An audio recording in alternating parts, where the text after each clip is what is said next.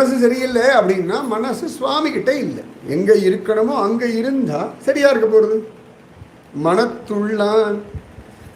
So சுவாமி இனிமேல் வந்து குடி போக வேண்டாம், ஏற்கனவே இருக்கார். ஐயோ எனக்கு இப்போ தானே தெரிஞ்சது, இன்றே கண்டு கொண்டேன் அப்படின்றார். இன்னைக்கு தான் நான் பார்த்தேன், இவ்வளோ வருஷமாக இருக்காரு, சா தெரியாமல் போச்சு.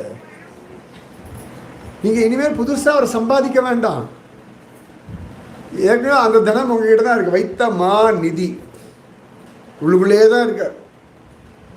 நீங்கள் கண்டுக்கவே இல்லை, நீங்கள் உதாசீனமே பண்ணாலும் சரி, அது ஒன்றும் வீணாக போகிறது இல்லை. ஐயோ அப்படியே வச்ச பழம் வீணாக போயிடுது, காய் அழுகி போயிடுது, கட்டையை வந்து செல்லரிச்சு போயிடுது, அந்த மாதிரி காணாமல் போகக்கூடிய குறையக்கூடிய வஸ்து இல்லை. சதா சர்வதா உள்ளே தான் இருக்கு. அதனால தான் திருதராஷனுக்கு 5 நாளில் யோகம் சித்திக்கிறது. அதனால தான் 88 வயசில் அஜாமிலனுக்கு அப்படி புரிஞ்சு விடுறது.